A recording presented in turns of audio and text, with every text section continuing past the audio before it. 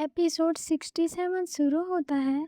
सीलिन बैठी होती है और विल की लेटर्स को पढ़ रही होती है और उसमें लिखा होता है, मैं थोड़ा व्यस्त रह रहा हूँ इसलिए तुमसे मिलने नहीं आ सकता, लेकिन जैसे ही सब कुछ शांत होगा मैं तुरंत मिलने आऊँगा। फिर उस लेटर्स को पढ़कर सीलिन सोचने लगती है, उस दिन के बाद से 4 दिन बीत चुके हैं और मैंने विल को एक बार भी नहीं देखा और वह अपने लेटर्स में अपने काम के बारे में कुछ नहीं लिखता।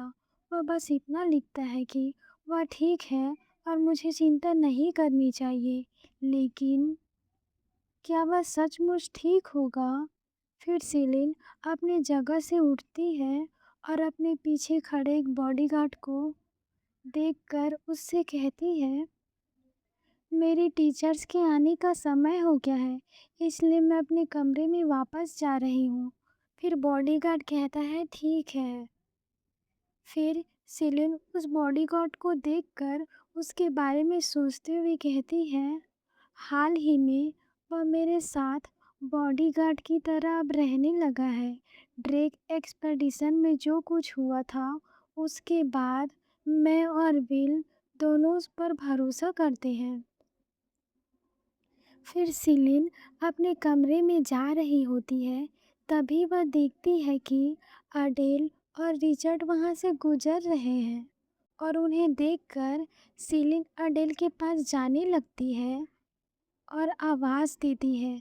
फिर तभी वह देखती है कि रिचर्ड भी उसके साथ है और अडेल उससे बात कर रही है। फिर सीलिन अडेल की बात सुनती है। वह रिचर्ड से बात कर रही होती है कि अडेल रिचर्ड से पूछती है, क्या यह सच है कि अल एम्स की बेटी ने तुम्हें मैरिज के लिए प्रपोज किया? उनकी यह बात सुनकर सीलिन तुरंत दीवार पर छिप जाती है। फिर रिचर्ड अडेल को जवाब देता है, ओह तुम भी यह बात सुनी हो और तुम्हें भी पता चल गया अडेल?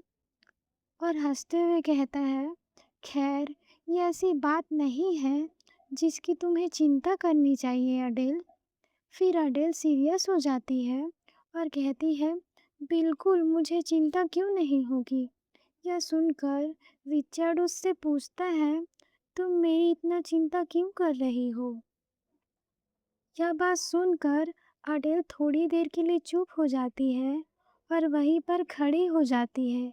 फिर वह कहती है, क्योंकि क्योंकि लॉर्ड रिचर्ड मैं आपको बहुत पसंद करती हूँ।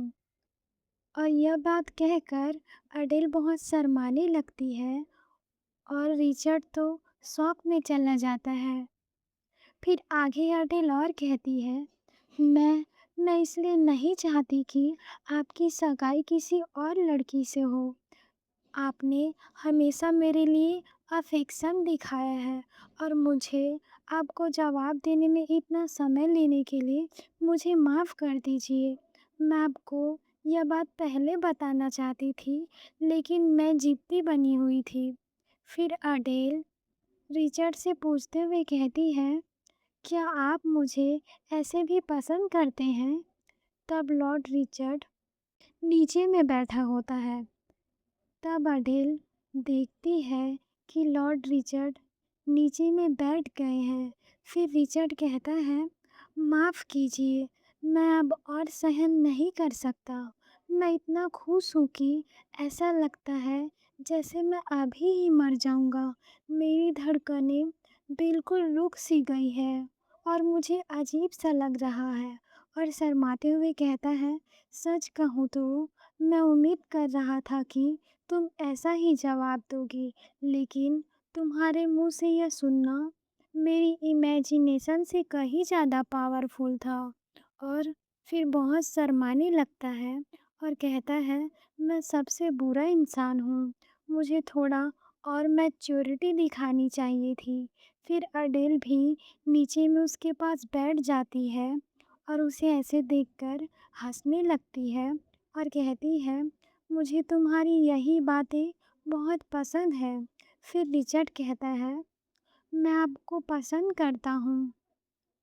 जिस टाइम मैंने तुम्हें पहली बार देखा था, उसी पल मुझे तुमसे प्यार हो गया था। लेकिन अब मैं तुम्हारी हर बात से प्यार करता हूँ अडेल। फिर दोनों हाथ पकड़ते हैं और अडेल कहती है, हाँ मैं भी तुमसे बहुत प्यार करती हूँ। फिर रिचर्ड अडेल से पूछता है, तो क्या आज से मैं तुम्हारा बॉयफ्रेंड बन सकता हूँ? अडेल जवाब देती है, बस इतनी सी बात। मैंने अपने प्यार का इजहार इसलिए किया क्योंकि मैं आपसे शादी करना चाहती हूँ। यह सुनकर रिचर्ड थोड़ा इमोशनल होता है और अडेल को हग करता है और फिर कहता है, हाँ मैं भी। मैं नहीं चाहता कि तुम्हें लगे कि मैं बहुत ज़्यादा सीरियस हो रहा हूँ। मैं पूरी ज़िंदगी तुमसे जीत नहीं पाऊँगा अडेल, और मैं सचमुच तुमसे प्यार करता हूँ। ऐसा कहकर दोनों एक दूसरे को प्यार करने लगते हैं और खुश होते हैं। फिर सीलिन वहीं खड़े हुए उनकी सभी बातें सुन रही होती है और वो भी खुश होती है।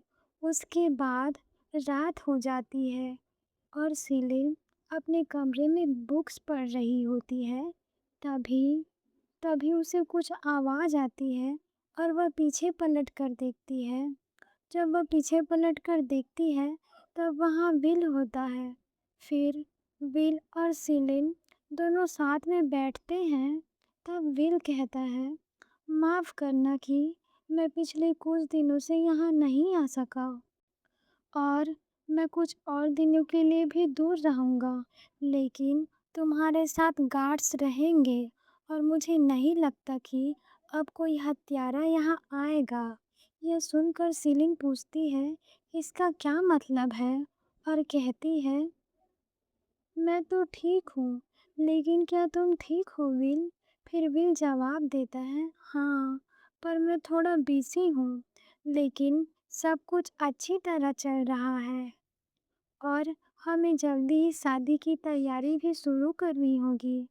मैंने तो पहले ही शुरू कर दी है तैयारी। फिर सिलेन यह सुनकर कहती है, क्या सच में? अब हमारी शादी में केवल 3 महीने बाकी हैं। और सोचने लगती है, मुझे यकीन नहीं होता कि मेरी शादी सचमुच विल से होने वाली है। तब विल सीलिन की तरफ देखकर कहता है, सीलिन, तुम निश्चित रूप से दुनिया की सबसे सुंदर दुल्हन बनोगी, और मैं राजधानी में एक बड़ा घर खरीदने का सोच रहा हूँ। तुम्हारा शाही महल में रहना बहुत खतरनाक होगा। यह सुनकर सीलिन सोचती है, सच है कि जिस महल में रानी रहती है वहाँ रहना सच में अजीब लगता है। और विल से कहती है, लेकिन मैंने कभी नहीं सुना कि कोई राजकुमार या राजकुमारी महल के बाहर रहते हो।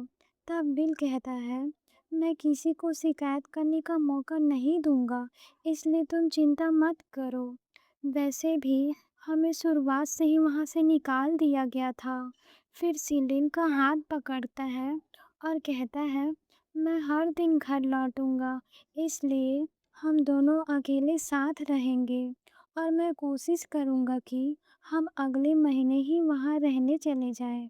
यह सुनकर सीलिन कहती है, तुम बहुत आगे की सोच रहे हो विन। फिर विन पूछता है, क्या तुम शादी वाले दिन के बारे में सोच रही हो? फिर सीलिन कहती है, खैर, अगर रिसेप्शन वाली जगह बहुत दूर हुआ तो हम घर लौटते लौटते बहुत देर कर देंगे। तब विल कहता है, शायद उस दिन हमें किसी होटल में रुकना चाहिए और वह बेहतर होगा। और कहीं भी रुके मुझे उससे कोई फर्क नहीं पड़ता, लेकिन उस रात मैं तुम्हें सोने नहीं दूंगा सीलिन। यह सुनकर सीलिन विल की तरफ देखने लगती है। फिर विल आगे कहता है, मैं इतने समय से खुद को रोक कर बैठा हूँ सीलिन। अब अब तुम्हें इसके लिए तैयार रहना होगा।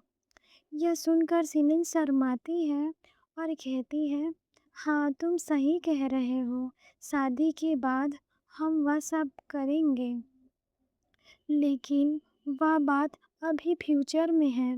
और सोचती है, मुझे पता है कि मुझे मेंटली तौर पे तैयार रहना चाहिए, लेकिन मैंने कभी कल्पना भी नहीं की थी कि वह दिन इतनी जल्दी भी आएगा और ऐसे समय में जिसकी मैंने कभी कल्पना तक नहीं की थी।